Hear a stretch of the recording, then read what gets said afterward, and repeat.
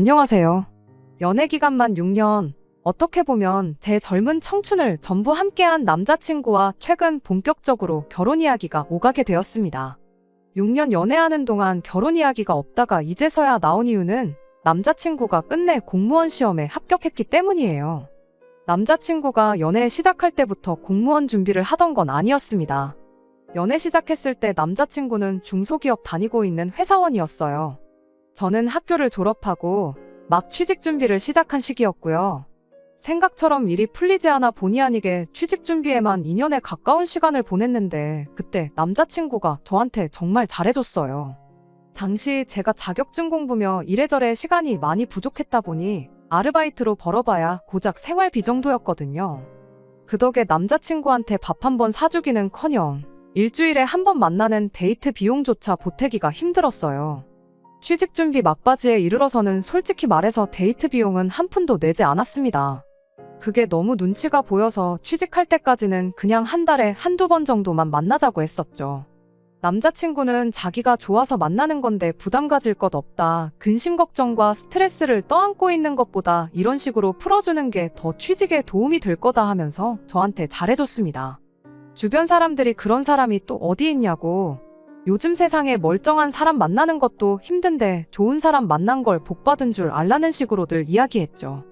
하지만 중소기업 다니면서 최저시급 조금 넘는 만큼 벌고 있던 걸 알고 있다 보니 고맙기도 했지만 한편으로는 미안한 마음이 더 컸습니다. 아무튼 그렇게 연애 시작한 지 2년 반 만에 저는 결국 취직에 성공을 했습니다. 이름만 들어도 다들 알만한 그런 대기업까지는 아니었지만 남자친구가 다니는 회사와 비교하면 대우가 훨씬 좋은 곳이었습니다. 제가 취직에 성공했을 때 연봉이 이미 직장생활 3년 차인 남자친구가 받던 연봉보다 1,500만 원이 더 높았거든요. 첫 월급 타면 부모님 선물도 선물이지만 그간 저를 위해 물심양면 노력해준 남자친구한테 먼저 좋은 선물이라도 하나 해줘야겠다고 생각했어요. 남자친구도 좋은 회사 취직된 거 축하한다며 같이 기뻐해줬는데 문제는 그 이후로 남자친구가 조금씩 변하기 시작한 데 있었습니다. 자격지심 비슷한 게 생겼거든요. 그동안 남자친구 도움을 받아왔던 것도 있고 취직 전까지 데이트하는 동안 데이트 비용 몇 번 낸 적도 없었으니까 한동안은 남자친구 데이트 비용 걱정 없이 제가 전부 낼 생각이었습니다. 그런데 오히려 남자친구가 데이트 비용을 평소보다 더 내기 시작했어요. 그나마도 취직 전에는 데이트 끝나고 나서 커피 한 잔 정도는 제가 사곤 했었는데 그때보다 몇십 배는 여유로운 지금에 와서는 제 돈으로 커피 한 잔도 못 사게 하더라고요. 이유가 뭔가 했더니 제가 좋은 회사 취직했으니 이렇게라도 하지 않으면 제가 떠날 것 같아서 그런다는 말도 안 되는 소리를 해왔습니다. 다른 것보다 어이가 없었어요. 생각지도 않은 속 터지는 소리를 하고 있었으니까요. 연애만 하고 말 거면 제 돈 한 푼 안 쓰고 자기 돈으로 다 해주겠다는데 더할 나위 없이 좋은 소리처럼 들리겠지만 남자친구한테 받은 게 많았으니 제가 좋은 회사 취직했다고 해서 당장 헤어질 계획부터 세운 적 없었거든요. 오히려 그간 받아온 거 이젠 내가 여유가 생긴 만큼 더 해줄 차례다 생각했죠. 그때 당시에는 결혼까지 생각한 적 없지만 혹시나 나중에 결혼을 할 수도 있는 거고 사람 일은 모르는 거잖아요. 그렇게 생각해보면 당장 좋은 선물 받고 내 돈 한 푼 안 쓰는 것보다 남자친구가 단돈 1,000원이라도 수중에 더 가지고 있는 게 맞다고 생각했기도 하고요. 결혼 이야기까지는 하지 않았지만 나한테 돈 안 쓴다고 해서 헤어질 생각이 있는 게 아니니 걱정 말라고 몇 번을 더 말했더니 그제서야 남자친구도 조금 정신을 차린 듯 보였어요. 그러던 중 남자친구가 난데없이 직장을 그만두었다는 사실을 말해왔습니다. 갑자기 멀쩡히 잘 다니던 회사는 왜 그만뒀느냐 물었더니 평생을 다녀봐야 저와 벌이 차이가 절대 줄어들지 않을 만큼 미래가 없는 회사라 그만뒀다는 소리를 하더라고요. 그래도 이직할 거면 회사 다니면서 준비해도 되는 거 아니었냐 따지니 이직을 하려는 게 아니라 공무원 시험을 준비하겠다고 하더군요. 공무원 벌이가 별로라고들 하지만 그건 호봉수 낮을 때나 그렇지. 알아보니까 나중 가서 연차수 쌓이고 승진하고 그러면 웬만한 중견기업 수준으로 받는다더라고 하더라고요. 거기에 수당에 공무원 복지, 잘릴 일 없이 안정적인 데다가 연금까지 생각하면 제가 다니는 직장 못지 않을 거라며 자기 결정을 존중해줬으면 좋겠다고 하대요. 그렇게 남자친구는 공무원 공부를 시작했습니다. 제가 취직 준비할 때 남자친구가 제 곁을 지켜줬으니 저 또한 기다려주는 게 당연하다 생각했지요. 시험 준비하는 남자친구 뒷바라지를 해줬다고까지 하긴 뭐하지만 적어도 남자친구가 공부하는 동안 데이트 비용은 대부분 제가 번 돈으로 내게 되었어요. 공부한다고 한 달에 두세 번 데이트하는 게 전부였다 보니 그렇게 부담스러운 수준은 아니었습니다. 남자친구도 제가 취직 준비할 때 똑같이 대부분의 데이트 비용을 부담했으니 그걸 가지고 생색을 낼 것도 없다 생각했습니다. 남자친구가 공무원 시험에 합격함에 있어서 대부분의 돈은 남자친구 부모님 주머니에서 나왔던 거였죠. 아무튼 3년 뒤 남자친구는 끝내 공무원 시험에 합격했어요. 그런데 합격하고 나서 주변 사람들한테 마치 제가 자기 뒷바라지를 해줘서 시험에 합격했다는 것처럼 이야기를 하고 다니더라고요. 빌빌거리던 지가 저 때문에 용됐다 이런 식으로 말이에요. 솔직히 공무원이 잘릴 걱정 없고 연금까지 생각하면 나쁜 건 아니지만 당장 월급이 중소기업 다닐 때 비해서 비약적으로 올라간 것도 아니고 벌이 자체는 그 나물에 그 밥인데 용됐다고 할 정도는 아니라고 생각하거든요. 그래도 연애할 때부터 항상 저한테 뭐 하나라도 더 해주고 싶어 안달이 나 있던 사람이고 제 속 한 번 썩인 적도 없던 사람이었으니 거기에 주변 사람한테 늘 제 덕분에 인생 풀렸다고 말하고 다니고 결과적으로는 당당하게 공무원 시험 합격도 한 사람이잖아요. 연애도 길게 했고 서로 나이도 나이였던지라 얼마 전부터는 결혼 이야기가 나오기 시작했습니다. 저는 남자친구의 청혼을 받아들였어요. 그간 공무원 준비한다고 당장 모아놓은 돈 하나도 없는 건 알지만 일단은 안정적인 직장을 갖게 되었다 보니 돈 문제로 결혼을 한 해 만에 할 이유는 없다고 생각했습니다. 딱 하나, 저한테만큼은 정말 저희 부모님 다음으로 잘해주는 사람이었으니 결혼하면 적어도 다른 일로 제 속을 썩힐 일은 없겠다고 생각했거든요. 그런데 정말 결혼은 일륜지 대사라는 말이 실감이 나는 게 꼭 둘이서만 좋다고 해서 결혼이 성립되는 게 아니더라고요. 남자친구를 저희 부모님께 먼저 소개시켜줬어요. 저희 부모님께서도 멀쩡히 다니던 회사 때려치고 죽어라 공부해서 공무원 시험 합격한 열정과 성실함을 높게 사셨고 연애 초반에 저한테 잘해주던 것도 알고 계셨으니 남자친구를 꽤나 마음에 들어 하셨어요. 그렇게 결혼 허락을 받았고 이번엔 제가 남자친구의 어머님께 인사를 드리러 갔습니다. 그런데 남자친구가 저를 대하는 것과는 전혀 다르게 남자친구 어머니는 아들이 공무원이 되었다는 사실 하나만으로 콧대가 잔뜩 높아져 있더군요. 남자친구 어머니가 땡전 한 푼 없는 아들 데려가 준다고 제 앞에서 벌벌 기는 걸 원한 건 아니지만 아들이 얼마나 대단한 사람이라고 장가 보내기 아까워하는 게 눈에 다 보였어요. 그러고서는 난데없이 내 아들도 나도 너 때문에 아주 요 몇 년간 안 해도 될 생고생을 했다고 하시더라고요. 다짜고짜 그게 무슨 말인가 싶었죠. 무슨 말이 하고 싶었던 건가 이야기를 들어보니 남자친구가 저와 연애 초반에 데이트 비용 대느라고 빚까지 졌다는 사실은 알고 있느냐고 말을 하더라고요.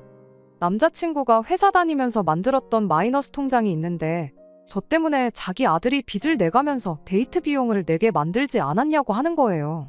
데이트 비용을 남자친구가 대부분 냈던 건 사실이지만 많아야 일주일에 한 번 보던 게 전부였는데 얼마 되도 않는 월급 받는 건 알고 있었지만 데이트할 때마다 50만 원씩 쓰고 그런 적은 한 번도 없었는데 뭔 소리를 하는 건가 싶었죠.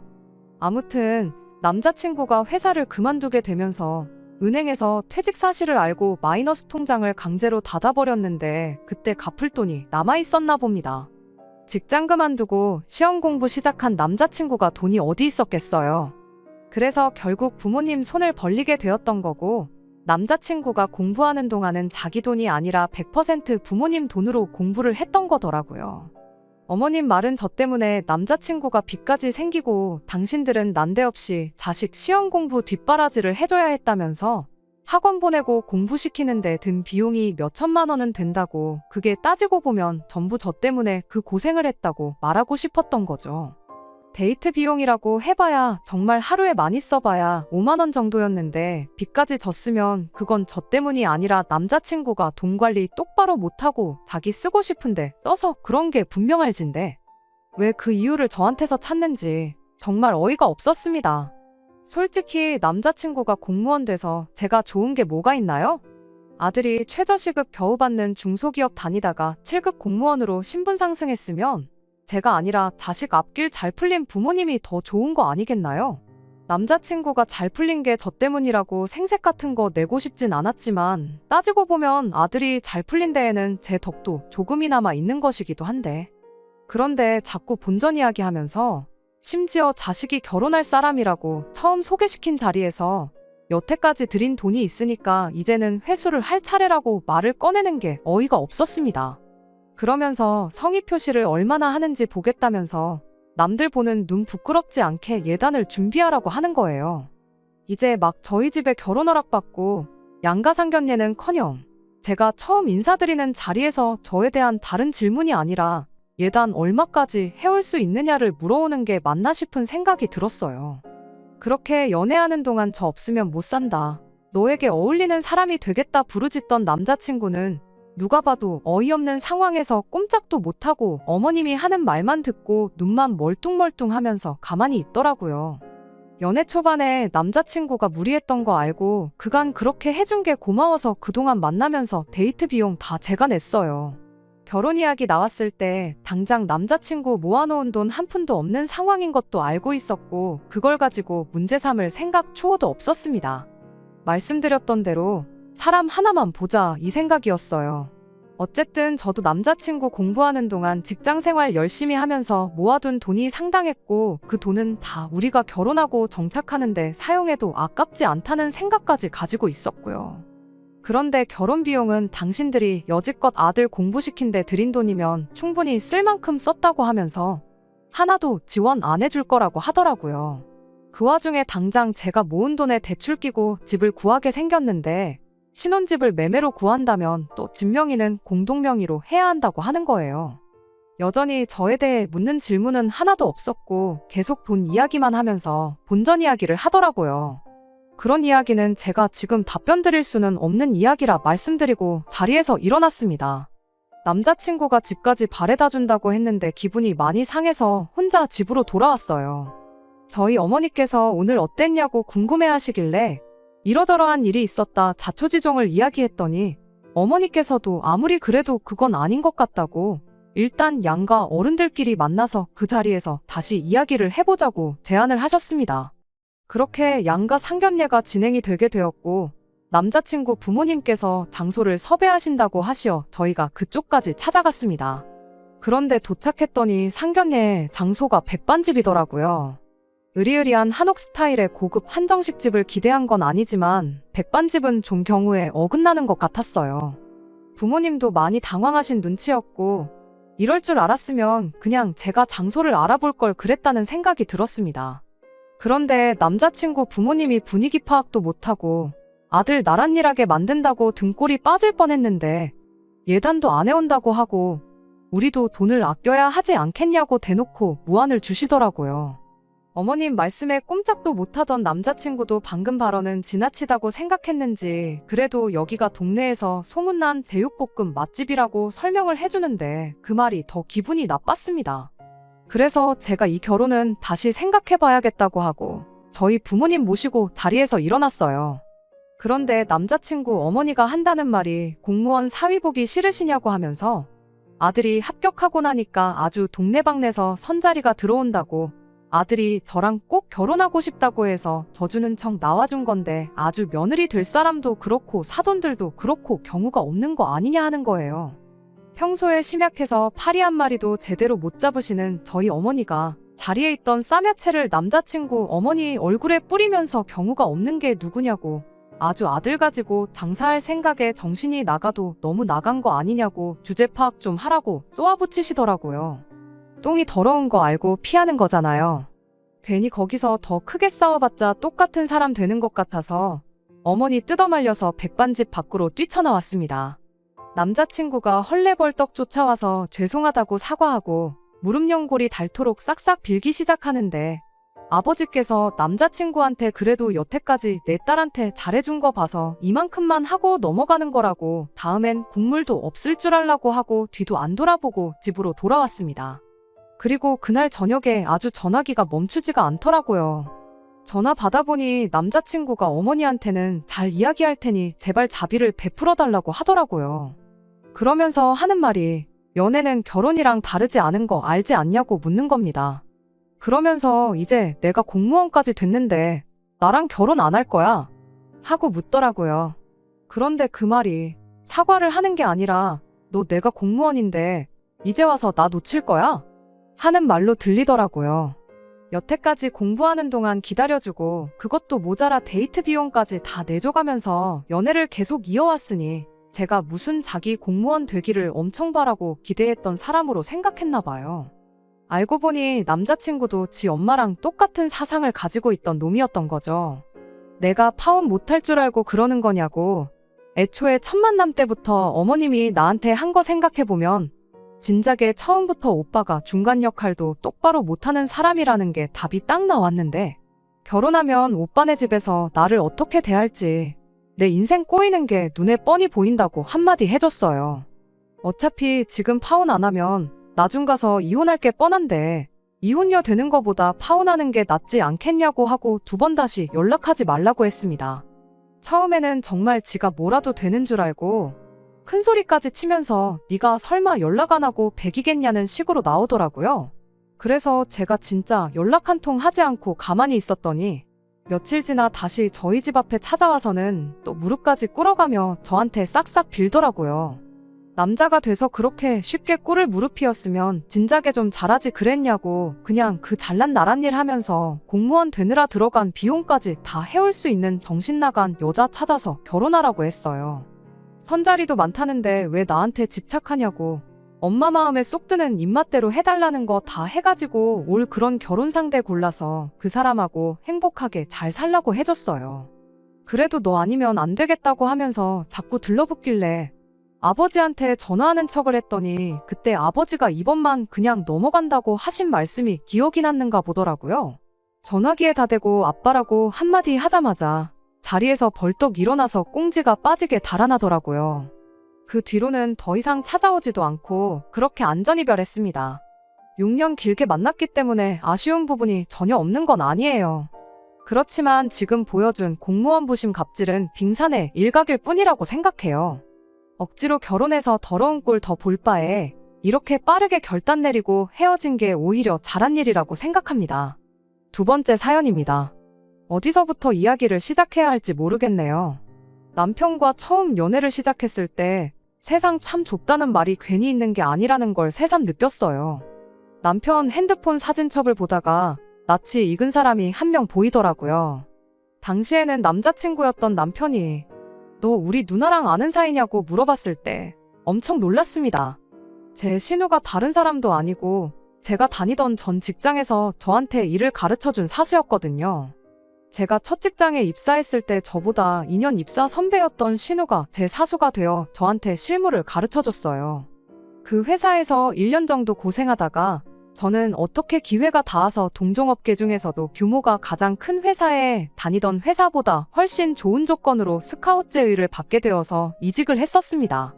사수였던 신우도 그때는 저한테 좋은 기회가 찾아온 거라고 거기 가서도 내 밑에서 했던 것처럼만 하면 잘 풀릴 거라면서 응원해줬고 이직하고도 자주 연락하면서 지내자고 했었어요. 남편과 처음 만난 연애 초기에도 저한테 여전히 신우의 연락처가 있긴 했지만 그때는 이미 신우와 연락이 끊긴 지 오래였습니다. 아무리 회사에서 사수 부사수 관계였다고 해도 그저 직장 동료의 관계였지 그 이상도 그 이하도 아니었거든요. 회사에서야 계속 붙어 있었지만 집에 가면 서로 뭐 하는지 모르는 그런 대면대면한 관계였어요.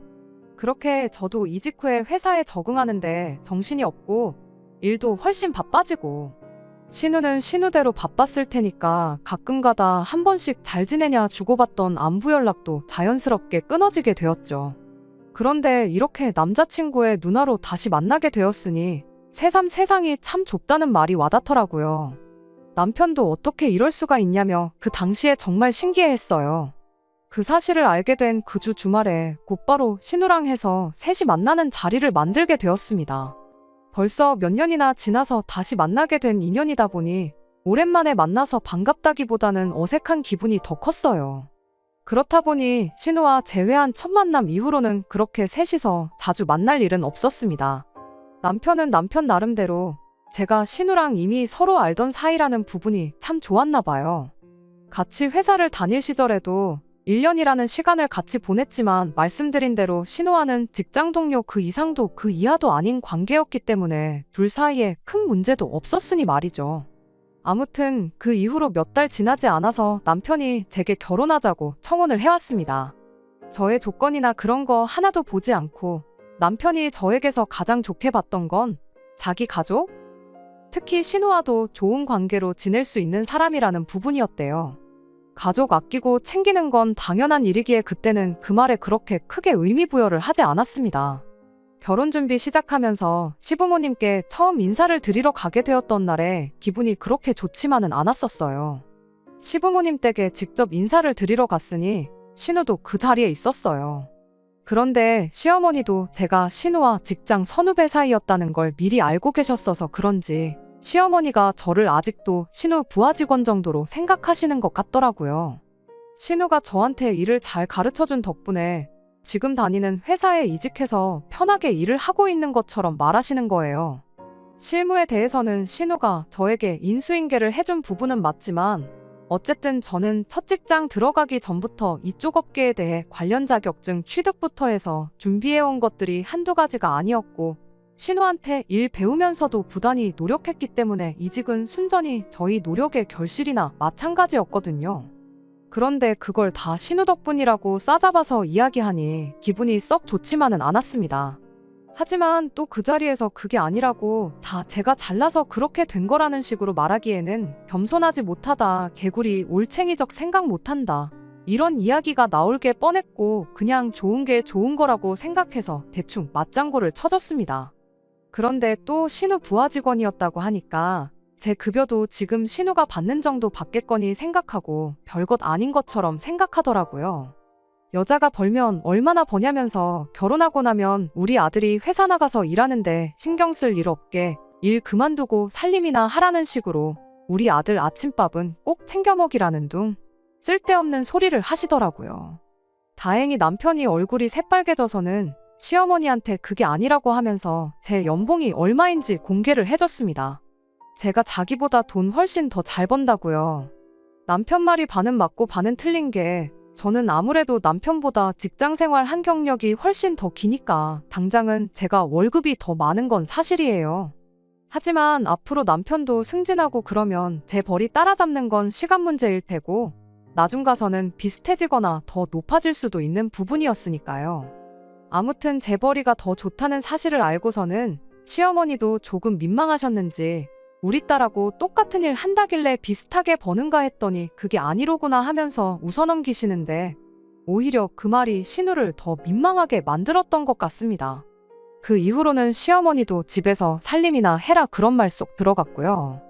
결혼을 준비함에 있어서는 그렇게 어려운 일은 없었습니다. 남편은 모아놓은 돈에 시댁지원금 해서 돈 얼마를 해오기로 했고 저도 친정에서 시댁에서 그만큼 해준다는데 우리도 똑같이 해야 하지 않겠느냐 하시면서 같은 금액을 지원해 주셨어요. 그래서 어쩌다 보니 반반 결혼을 하게 되었는데 제가 모아놓은 돈이 남편이 모아놓은 돈보다 많았다 보니 그 돈은 고스란히 남게 되었습니다.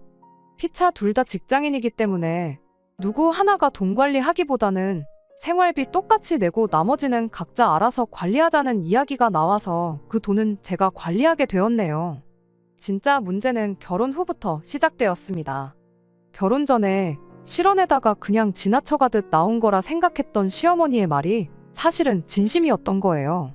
신혼 때부터 그러신 건 아닌데 언젠가부터 저한테 네가 아무리 돈을 잘 벌고 그래도 결국 애 태어나고 하면 우리 아들이 먹여 살린다.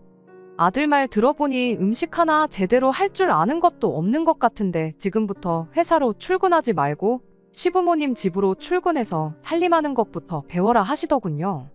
돈 그만큼 벌었으면 충분히 번 거 아니냐. 며느리 된 도리로 시부모한테 손주를 안겨줘야 당신들 노후에 손주 돌보며 커가는 모습 보는 재미도 있지 않겠느냐 하면서요. 저는 아이가 태어나게 되더라도 일 그만둘 생각 없고 살림만 하는 전업주부가 되고 싶은 마음도 없거든요. 살림이야, 저 돈 잘 벌고 남편 돈 잘 버는데 필요할 때마다 사람 써서 하면 되는 거 아니겠냐 했어요. 손주 크는 재미로 사시겠다길래 아이 태어나면 봐주실 거냐 물으니 그 말에는 대답도 못 하시더라고요. 비슷한 대화 주거니 받거니 하다가 결국 시어머니랑 한바탕 했네요. 사사건건 말대꾸하면서 대들은 거 저도 잘한 거 하나 없는 거 알지만 그렇다고 제 인생과 미래를 이렇게 해라 저렇게 해라 시모 입맛에 맞출 수도 없었으니 아무리 제가 며느리라지만 어쩔 수 없는 상황이었습니다. 남편이 중간 역할을 어느 정도 해주긴 했지만 아무래도 시어머니와 저 두 사람 사이의 문제다 보니 어느 한쪽 편을 제대로 들지 못해 잘 해결되지는 못했어요. 그래서 시댁과는 거리를 두고 지내게 되었습니다. 돈 관리 따로 한다고 하더라도 명절 때나 어버이날 같이 당연히 챙겨야 하는 날에는 저도 아끼지 않고 용돈은 보내드렸습니다. 다만 시댁의 왕래는 하지 않았어요. 좋은 일 하고 싫은 소리 듣고 싶지도 않았고 남편도 중간에서 난감해 보이니 남편만 시댁으로 가고 저는 친정으로 가고 그런 식으로 하고 있었습니다. 솔직히 중간에서 고생하는 남편한테는 미안한 말이지만 왕래 없이 지내는 그때가 오히려 저한테는 속이 편했습니다. 그렇게 반년 정도가 지나 얼마 전에 시어머니한테서 연락이 왔습니다. 긴히 나눌 이야기가 있다고 하시면서 좀 보자고 하시는데 그동안 연락은커녕 제 안부조차 묻지 않으시던 분이 난데없이 긴히 나눌 이야기라니 안 좋은 촉이 들기는 했습니다. 그래서 남편한테 혹시 시어머니가 또 일 그만두고 아이 가져라 뭐 그런 식의 이야기를 꺼내시려고 부르시는 거라면 그 자리에는 나가지 않겠다고 이야기했는데 남편은 그런 거 아니라고 한번 가보자고 하더라고요. 그걸 보니 남편은 뭔가 알고 있는 눈치였어요. 그런데 아무리 물어봐도 어머니가 직접 말씀하신다는데 내가 미리 알려줄 수는 없지 않느냐 하면서 저한테 미리 알려주지 않더라고요. 그렇게 숨기는 걸 보니 시어머니가 혹시 저한테 마음을 다시 여시려고 하는 건가 하는 기대도 살짝 들었습니다. 그런 기대를 한 제가 바보였지요. 시댁에 도착하니 공기가 무거운 게 제가 기대한 것과는 전혀 반대의 상황이 찾아올 것 같다는 느낌이 딱 들었습니다. 가장 먼저 들은 소식은 신우가 이번에 결혼을 하게 되었다는 이야기였어요. 설마 제가 시댁과 연 끊고 지낸다고 신우 결혼식에도 가지 않을까 해서 결혼식은 참석하라고 말씀하실 줄 알았는데 그게 아니더군요. 신우가 다 늦어서 가는 결혼이다 보니 남자 쪽에서 요구하는 게 많다는 말을 꺼내면서 아무래도 우리가 신우 신혼집을 해줘야겠다고 하시는 거예요. 그 말을 왜 굳이 저를 불러서 하시는지 안 좋은 촉이 자꾸 들더라고요. 대뜸 저한테 뒤로 꽁쳐놓은 돈이 얼마 정도 있다는 걸 알고 있다 듣자 하니 결혼할 당시부터 가지고 있던 돈이라는데 그 돈을 말 한마디 없이 혼자 챙겼다지 하면서 신우 집 해줄 돈이 모자라니 그 돈을 좋은 말로 할 때 내놓으라고 하는 겁니다. 반년 만에 불러서 한다는 말이 겨우 그것밖에 없었는지 애초에 신우 결혼을 제 돈으로 시키겠다고 드는지부터가 어이가 없어서 제가 왜 그걸 내놓아야 하냐고 되물었습니다. 한다는 말이 결혼 전에 제가 가지고 있던 돈이 많이 남아있던 걸 미리 말해줬으면 남편한테 줬던 결혼지원금을 주지 않고 그 돈으로 신우 시집을 보냈으면 됐을 거 아니냐면서 저보고 욕심이 험하다고 어떻게 아무 말도 없이 그 큰 돈을 혼자 챙기려고 했냐고 하는 겁니다. 그 돈을 지원해 주셨으니까 제가 친정에서 똑같이 지원금을 받아온 거 아니겠냐고 그 덕에 돈이 남은 건데 제가 돈을 숨기기는 뭘 숨긴 거냐고 따져 물었어요.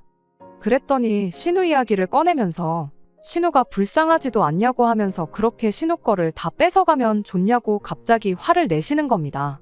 방금 설명드렸지 않냐고 제가 신우 걸 뭘 가져가서 뺏어갔다는 말을 하시냐고 했더니 제가 몰랐던 사실을 하나 말해주더군요.